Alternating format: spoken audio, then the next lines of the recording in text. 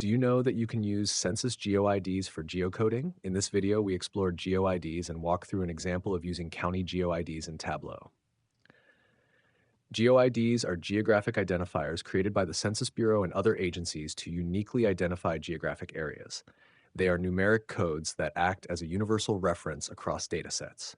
Every geographic area from a state to a single census block has its own unique GeoIDs. Examples include states, counties, county subdivision, congressional districts, census tracts, block groups, and census blocks. Here, for example, we have a file that lists U.S. counties along with their unemployment rates. The dataset has three main columns: county name, GeoID, and unemployment rate. Now we want to bring this into Tableau and turn it into a map. Start by importing your Excel file and dropping the data onto the canvas. On the left, you'll see all the fields from your dataset. Find the county name field, right-click it, and change its geographic role to county. Once you do this, you'll notice a little globe icon appear. That means Tableau recognizes it as a geographic field. Next, drag county name onto the workspace.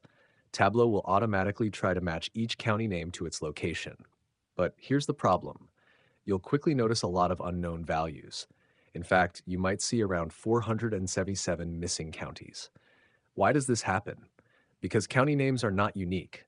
For example, there's a Dallas County in more than one state. Without state information, Tableau doesn't know which one you mean.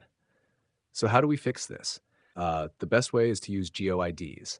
These are standardized codes created by the Census Bureau to uniquely identify every geographic area. For counties, the GeoID is always 5 digits.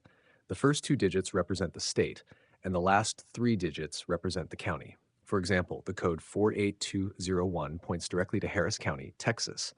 Sometimes your GeoIDs might be stored in a text format, like GeoID/01001.